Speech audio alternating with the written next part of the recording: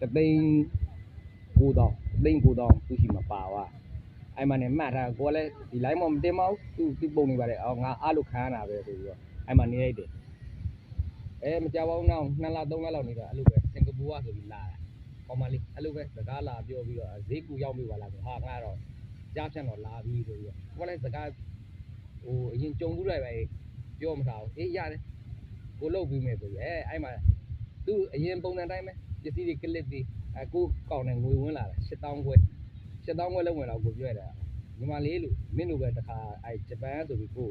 ကောင်မလေးတယောက်အဲ့လိုလာလောက်သွားတယ်လို့2,900ပဲကိုပါသွားပြီလို့ဒီခါတော့ကိုအပါမခံတော့ဘူးလို့မင်းကိုစောကြီးကနာကိုတိတယ်လို့ရေးမိတယ်လို့အဲ့လိုလဲပြောလိုက်တော့တပေါင်းသားတဲ့မင်းဟိုတဲ့ငါဒီပတ်စံတနာလို့ပြလိုက်တာတဲ့ငါတို့ကဒီလောက်ပတ်စံနဲ့ဘာမှမဖြစ်ဘူးတဲ့မင်းဟိုတဲ့ပါတယ်နင်းဝေးအကောင့်နဲ့ view site တဲ့အဲ့အကောင့်နဲ့ပတ်စံရအောင်နှုတ်ပြမယ်ဆိုပြီးဆဲသွားတယ်ဆဲပြီးဘလော့သွားတယ်အခုမကြောက်ဘူးနောက်ထပ်2လလောက်နေတော့အခုမနေ့ကဂျပန်ပဲအဲ့လိုပဲကောင်းမလေးချောလေးပဲလာ3-4ရက်လောက်ကိုလာစကားပြောတာကိုကဘယ်ရလဲဘာလဲမင်းကိုသိလို့လားဆိုတော့မသိပါဘူးတဲ့ TikTok မှာမြင်ဘူးလို့လာပြီးတော့friend ဖွဲ့တာပါတဲ့စကားတွေပြောရီးသားရှိလားအိမ်အောင်ရှိလားတွေပါရဲ့အကုန်မေးတယ်မေးပြီးသူ့မှလည်းအိမ်အောင်မရှိဘူးပေါ့သူတယောက်တည်းမိဘကိုလှုပ်ကြွေးနေရပါရဲ့စကားတွေခင်းပြီးတော့မှဒီသူကငွေအတက်ကြဈေးတွေနဲ့ဒီလိုဈေးရောက်တာတစ်ဖက်လောက်ရတယ်ဆိုပြီးတော့ချုပ်တာကိုကရိပ်မိနေပြီဒါဟိုကကြားဖြတ်မယ်ဖြစ်ရမယ်အဲ့မှာသူ့အတိုင်းမှာကိုညှို့ပေးရတယ်ညှို့ပေးပြီးအခုအရင်လူတွေအတိုင်းပဲသူ့ကိုဈေးရောက်ပေးရတယ်ဈေးရောက်ပြီးတော့ည7:00ခွဲနေကိုတော့မနေ့ကမှလုတ်တော့မယ်အရင်အဲ့ချိန်နေဆိုတော့မရဘူးအဲ့မှာနေ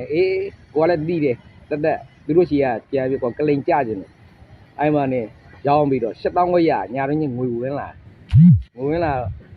ဒီတငယ်ချင်းတွေတော့ပြောအယောက်နေဒီပါငါတော့ကြားဖြန့်လာလိမ့်မယ်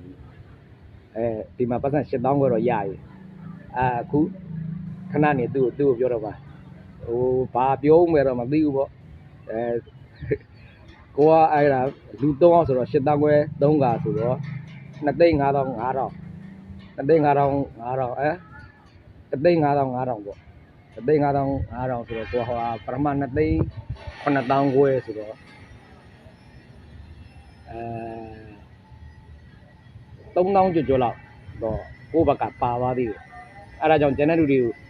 ပြောပြတာဒီလိုမျိုးပုံစံမျိုးနဲ့လာလို့ရှင်ရေ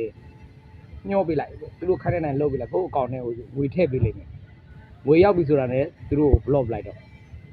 အဲ့ဒါအခုကျွန်တော်လုပ်နေတဲ့ပုံစံကိုကကြားဖြတ်အောင်ပြန်ပြီးတော့တားကောင်လိုက်โอเคအားလုံးအဆင်ပြေကြပါစေ